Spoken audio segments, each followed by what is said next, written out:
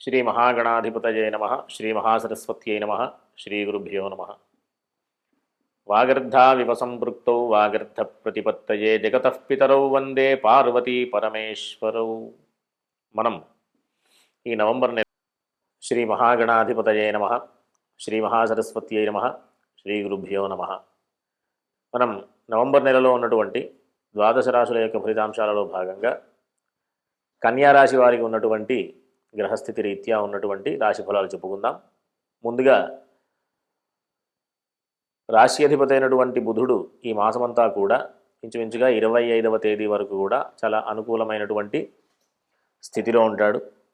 ఈ స్థితి రీత్యా మనం చెప్పుకోవాల్సిన విషయం ఏంటంటే, ఉద్యోగ విషయాల్లో కానివ్వండి, వ్యాపార విషయంలో కానివ్వండి, తరువాత వృత్తి విషయంలో కానివ్వండి, చేసేటటువంటి పనులు అనుకూలంగా ఉంటూ తద్వారా మంచి కీర్తి ప్రతిష్టలు పొందేటటువంటి అవకాశం ఉంటుంది. దానికి సంబంధించినటువంటి లాభదాయకమైనటువంటి పరిస్థితి కూడా ఉంటుంది.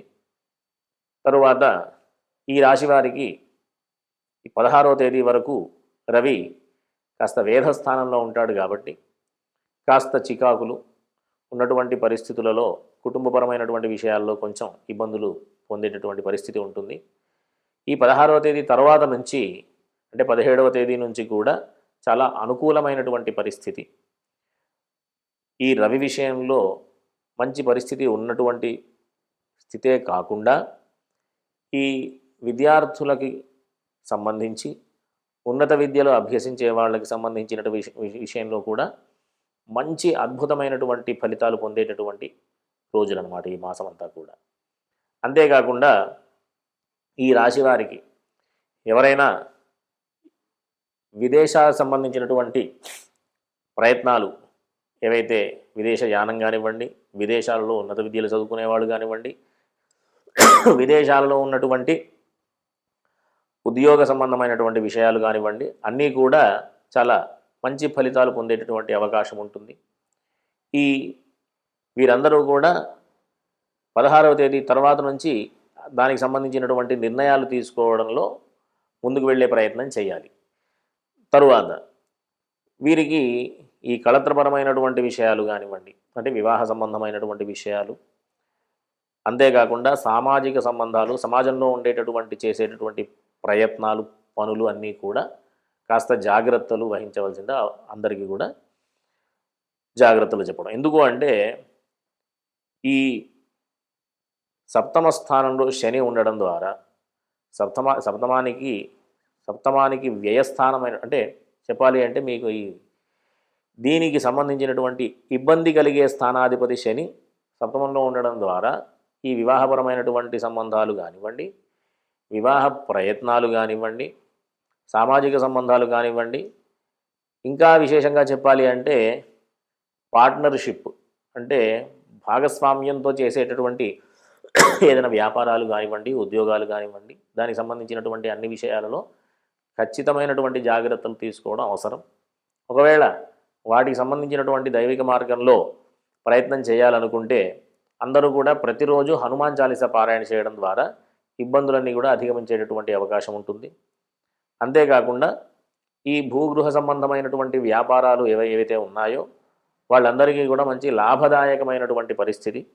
చతుర్థ భావాధిపతి వచ్చి ఏకాదశ స్థానంలో ఉచ్చస్థానంలో ఉండడం ద్వారా మంచి చక్కటి అవకాశాలు రావడమే కాకుండా అవకాశాలని సద్వినియోగం చేయడం ద్వారా మంచి లాభదాయకమైనటువంటి స్థితి కూడా వీళ్ళు పొందేటటువంటి అవకాశం కూడా ఉంటుంది. కాబట్టి వీళ్ళందరూ కూడా ఏదైనా ఇబ్బందులు ఉన్నటువంటి పరిస్థితే ఉంటే గనక హనుమాన్ చాలీసా, ఆదిత్య హృదయం ఈ రెండు పారాయణ చేయడం ద్వారా మంచి ఫలితాలు పొందేటటువంటి అవకాశం ఉంటుంది.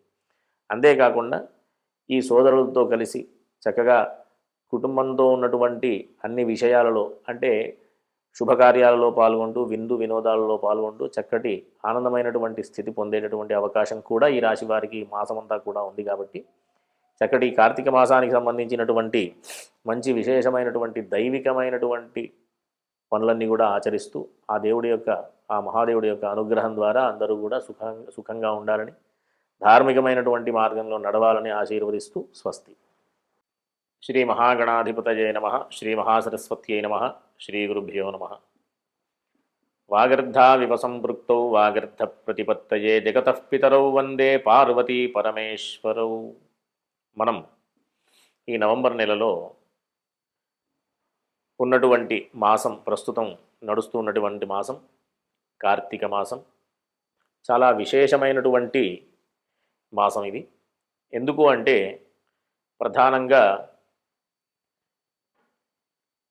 కార్తీక మాసం పేరు ఎందుకు వచ్చింది అంటే పౌర్ణమి నాడు, కార్తీక మాసంలో వచ్చినటువంటి పౌర్ణమి నాడు కృత్తికా నక్షత్రంతో కూడుకున్నటువంటి పౌర్ణమి కాబట్టి కార్తీక మాసం అని పేరు.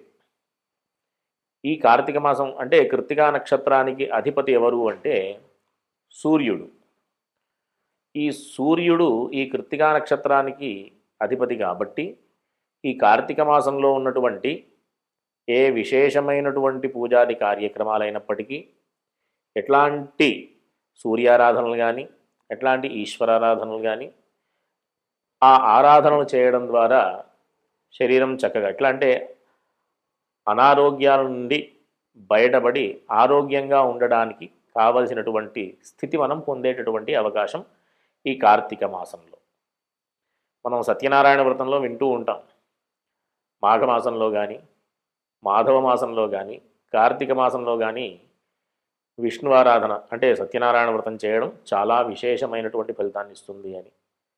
దాంట్లో భాగంగా కార్తీక మాసంలో చేయడం ఎందుకు అంటే అనారోగ్య బాధలు తొలగి చక్కటి ఆరోగ్యాన్ని పొందుతూ మంచి విశేషమైనటువంటి ఆహ్లాదంగా ఉంటూ ధార్మికమైనటువంటి మార్గంలో నడిచేటటువంటి చక్కటి శరీర స్థితిని పొందేటటువంటి ప్రయత్నమే ఈ మాసంలో విష్ణువారాధన చేయడం.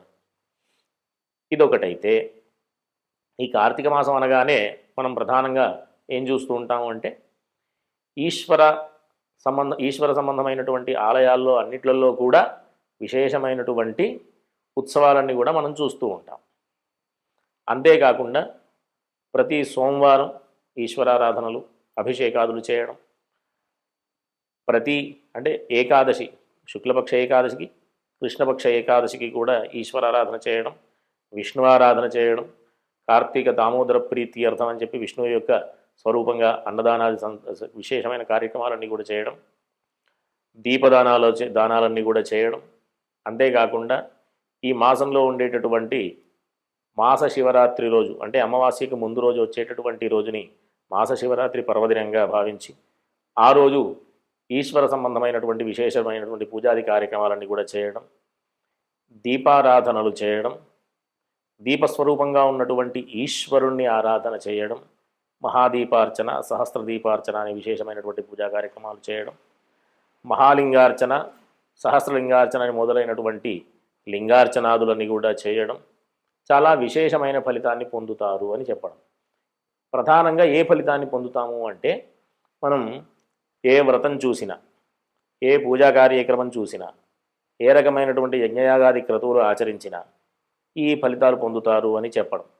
ఉదాహరణకి సత్యనారాయణ వ్రతం చేస్తాం.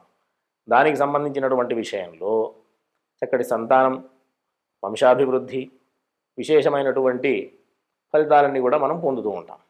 వరలక్ష్మి వ్రతం చూస్తాం, చక్కటి సౌభాగ్యం, విశేషమైనటువంటి ఫలితాలన్నీ కూడా పొందడం దాని ద్వారా చూస్తూ ఉంటాం. కానీ ఎక్కడా లేనటువంటి అవకాశం ఈశ్వరారాధన ద్వారా ఉంది. ఏ రకంగా అంటే ఈశ్వరారాధన వల్ల పాప పరిహారం అవుతుంది అని మన గ్రంథాల్లో చెప్పబడి ఉంది, చూసాం. పాప పరిహారం ఎందుకు అంటే మనిషికి సహజంగా ఎట్లా అంటే మనం మనిషి జన్మ పొందాము అంటేనే ఒక కర్మ ఫలితమే.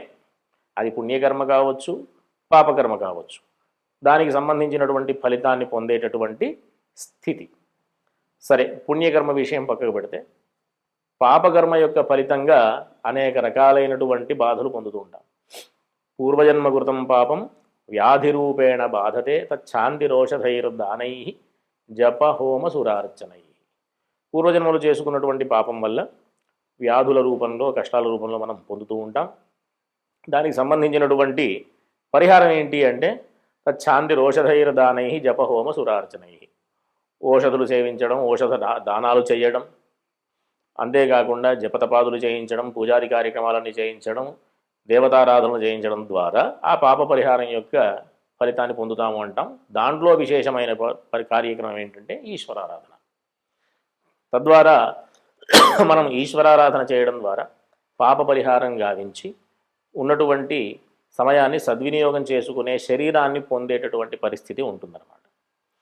మనం ఈ జన్మలో ఏది పొందాలన్నా, ప్రతిరోజు 2 మెతుకులు నోట్లోకి వెళ్ళాలన్నా మనం పూర్వం చేసుకున్నటువంటి పుణ్య ఫలితమే. ప్రతిరోజు మనం ఆరోగ్యంగా ఉండాలన్నా, విద్య రావాలన్నా, జ్ఞానం రావాలన్నా, వివాహం కావాలన్నా, విశేషమైనటువంటి సంతానం కలగాలన్నా, వృత్తి ఉద్యోగ వ్యాపారాదులలో మంచి ఫలితాలు రావాలన్నా అన్నిటికీ కారణం పూర్వజన్మలో చేసుకున్నటువంటి పుణ్య ఫలితమే. కాబట్టి అట్లాంటి పూర్వపుణ్యాన్ని పెంచుకునే ప్రయత్నంగా పాపాన్నంతా కూడా పరిహారం చేసుకునేటటువంటి అవకాశం మనం ఈ కార్తీక మాసంలో ఈశ్వరారాధన వల్ల మనం పొందుతుంటాం.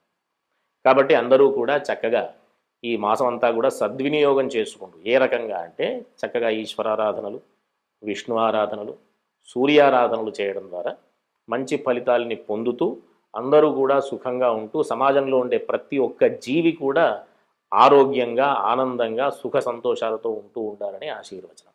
స్వస్తి.